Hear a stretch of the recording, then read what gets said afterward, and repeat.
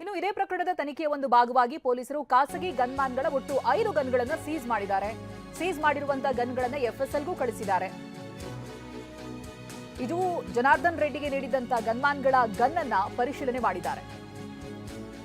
Reddy ಗನ್ಮ್ಯಾನ್ಗಳ bullet fire ಆಗಿಲ್ಲ ಅನ್ನೋ ಮಾಹಿತಿ ಗೊತ್ತಾಗ್ತಾ ಇದೆ. ಮತ್ತೊಂದು ಕಡೆ ಪ್ರಕರಣದ ತನಿಖೆಯನ್ನ ಚುರುಕುಗೊಳಿಸಿದ್ದಾರೆ ಬಳ್ಳಾರಿ ಪೊಲೀಸರು.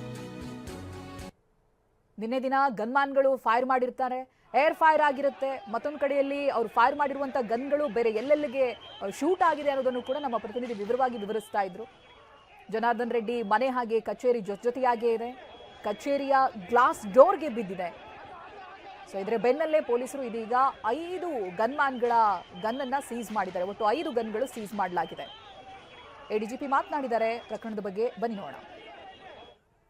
ಅವ್ರ ಕಡೆಯಿಂದ ಯಾವುದು ಗನ್ ಇಲ್ಲ ಅಂತ ನಮ್ಮ ಸ್ಥಳೀಯ ಅಧಿಕಾರಿಗಳು ಹೇಳಿದ್ರು. ಮತ್ತೆ ಅದನ್ನು ಇನ್ನೂ ತೀವ್ರವಾಗಿ ತಪಾಸಣೆ ಮಾಡೋಕ್ಕೆ ಹೇಳಿದ್ವಿ. ಈಗ 2 ಕಡೆಯವರು ಯಾರ್ಯಾರು ಗನ್ಮನ್ಗಳಿದ್ದಾರೆ ಅವರು 2 ಕಡೆಯವ್ರದ್ದು ಗನ್ಗಳನ್ನ ಸೀಸ್ ಮಾಡಿ ಅದನ್ನು FSL ಕಳಿಸಿ ಅದು ಯಾವ ರೀತಿ ಮುಂದೆ ತನಿಖೆಯಲ್ಲಿ ಏನು ರೀತಿ ಬರುತ್ತೋ ಅದ್ರ ಪ್ರಕಾರ ಮುಂದೆ ಕ್ರಮ ತೊಗೊಳ್ತೀವಿ ನಾವು. ಅವ್ರ ಕಡೆಯಿಂದ ಯಾವುದು ಗನ್ ಇಲ್ಲ ಅಂತ ನಮ್ಮ ಸ್ಥಳೀಯ ಅಧಿಕಾರಿಗಳು ಹೇಳಿದ್ರು. ಮತ್ತೆ ಅದನ್ನು ಇನ್ನೂ ತೀವ್ರವಾಗಿ ತಪಾಸಣೆ ಮಾಡೋಕ್ಕೆ ಹೇಳಿದ್ವಿ. ಈಗ 2 ಕಡೆಯವರು ಯಾರ್ಯಾರು ಗನ್ಮನ್ಗಳಿದ್ದಾರೆ ಅವರು 2 ಕಡೆಯವ್ರದ್ದು ಗನ್ಗಳನ್ನ ಸೀಸ್ ಮಾಡಿ ಅದನ್ನು FSL ಕಳಿಸಿ ಅದು ಯಾವ ರೀತಿ ಮುಂದೆ ತನಿಖೆಯಲ್ಲಿ ಏನು ರೀತಿ ಬರುತ್ತೋ ಅದ್ರ ಪ್ರಕಾರ ಮುಂದೆ ಕ್ರಮ ತೊಗೊಳ್ತೀವಿ ನಾವು. ಅವ್ರ ಕಡೆಯಿಂದ ಯಾವುದು ಗನ್ ಇಲ್ಲ ಅಂತ ನಮ್ಮ ಸ್ಥಳೀಯ ಅಧಿಕಾರಿಗಳು ಹೇಳಿದ್ರು. ಮತ್ತೆ ಅದನ್ನು ಇನ್ನೂ ತೀವ್ರವಾಗಿ ತಪಾಸಣೆ ಮಾಡೋಕ್ಕೆ ಹೇಳಿದ್ವಿ. ಈಗ 2 ಕಡೆಯವರು ಯಾರ್ಯಾರು ಗನ್ಮನ್ಗಳಿದ್ದಾರೆ ಅವರು 2 ಕಡೆಯವ್ರದ್ದು ಗನ್ಗಳನ್ನ ಸೀಸ್ ಮಾಡಿ ಅದನ್ನು FSL ಕಳಿಸಿ ಅದು ಯಾವ ರೀತಿ ಮುಂದೆ ತನಿಖೆಯಲ್ಲಿ ಏನು ರೀತಿ ಬರುತ್ತೋ ಅದ್ರ ಪ್ರಕಾರ ಮುಂದೆ ಕ್ರಮ ತೊಗೊಳ್ತೀವಿ ನಾವು. ಅವ್ರ ಕಡೆಯಿಂದ ಯಾವುದು ಬ್ಯಾನರ್ ಕಟ್ಟೋ ವಿಚಾರಕ್ಕೆ ಗುಂಪುಗಳ ನಡುವೆ ಗಲಾಟೆಯಾಗಿತ್ತು. ಇದೀಗ ಅದೇ ಪ್ರಕರಣದಲ್ಲಿ 4 ಪ್ರತ್ಯೇಕ ಪ್ರಕರಣಗಳು ದಾಖಲಾಗಿದೆ. ಈ ಗಲಾಟೆಗೆ ಸಂಬಂಧಪಟ್ಟ ಹಾಗೆ ಬಳ್ಳಾರಿಯಲ್ಲಿ ಎಡಿಜಿಪಿ ಹಿತೇಂದ್ರ ಈ ಬಗ್ಗೆ ಮಾಹಿತಿಯನ್ನ ಹಂಚಿಕೊಂಡಿದ್ದಾರೆ. ಒಂದು ಸುಮೋಟೋ ಕೇಸ್ ದಾಖಲು ಮಾಡ್ಕೊಂಡಿದ್ದೀವಿ, ಮತ್ತೊಂದು ಮೃತರ ಬಗ್ಗೆ ದೂರನ್ನ ದಾಖಲು ಮಾಡಲಾಗಿದೆ. ಮತ್ತೊಂದು ಕಡೆಯಲ್ಲಿ ವಾಲ್ಮೀಕಿ ಮಹರ್ಷಿಗೆ ಅವಮಾನ ಅನ್ನೋದಾಗಿ ದೂರು ದಾಖಲಾಗಿದೆ. ಇನ್ನೊಂದು 307 ಅಂದ್ರೆ ಅಟೆಂಪ್ಟ್ ಟು ಮರ್ಡರ್ ಕೇಸ್ ಕೂಡ ದಾಖಲಾಗಿದೆ. ಪ್ರಕರಣದ ಬಗ್ಗೆ ಎಡಿಜಿಪಿ ಹಿತೇಂದ್ರ ಮಾಹಿತಿಯನ್ನ ಹಂಚಿಕೊಂಡಿದ್ದಾರೆ. ಒಟ್ಟು 4 ಪ್ರಕರಣಗಳು ದಾಖಲಾಗಿದೆ ಅಂತ.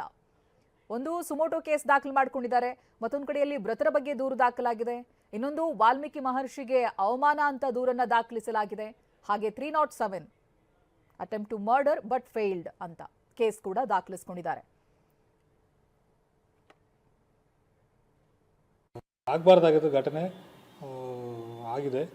ಮತ್ತು ಇಲಾಖೆ ಇದನ್ನು ಗಂಭೀರವಾಗಿ ಪರಿಗಣಿಸಿ ನಾವು ಅದಕ್ಕೆ ADG ಲಾ ಆ್ಯಂಡ್ ಆರ್ಡರ್ ಬೆಂಗಳೂರಿಂದ ಇಲ್ಲಿ ಬಂದಿದ್ದೀನಿ, ಬೆಳಗ್ಗೆ ಬಂದಿದ್ದೀನಿ. ಇಲ್ಲಿ ಗಂಭೀರವಾಗಿ ಪರಿಗಣಿಸಿ ಈ ಥರ ಖಾಸಗಿ ಗನ್ಮನ್ಗಳು ಉಪಯೋಗ ಮಾಡೋದು, ಜೊತೆಗೆ ಈ ಥರ ಬ್ಯಾನರ್ ಕಟ್ಟೋ ವಿಚಾರಕ್ಕೆ ಒಬ್ಬರು ಸಾಯೋದು ಎಲ್ಲ ಸೀರಿಯಸ್ ಆಗಿ ಪರಿಗಣಿಸಿದ್ದೀವಿ.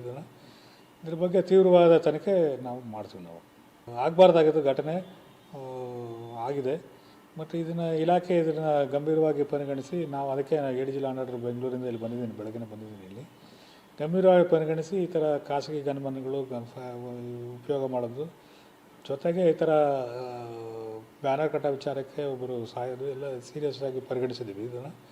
ಇದ್ರ ಬಗ್ಗೆ ತೀವ್ರವಾದ ತನಿಖೆ ನಾವು ಮಾಡ್ತೀವಿ. ನಾವು ರಾಜಶೇಖರ್ ಸಾವಿಗೆ ಭರತ್ ರೆಡ್ಡಿಯೇ ಕಾರಣ ಅಂತ ಆಕ್ರೋಶ ವ್ಯಕ್ತಪಡಿಸಿದ್ದಾರೆ. ಬನ್ನಿ ನೋಡೋಣ.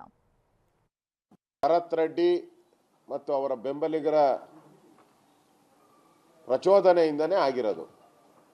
ನೇರವಾಗಿ ಈ ಸಾವಿಗೆ ಭರತ್ ರೆಡ್ಡಿನೇ ಕಾರಣ. ಕೂಡಲೇ ಅವ್ರನ್ನ ಬಂಧಿಸಬೇಕು.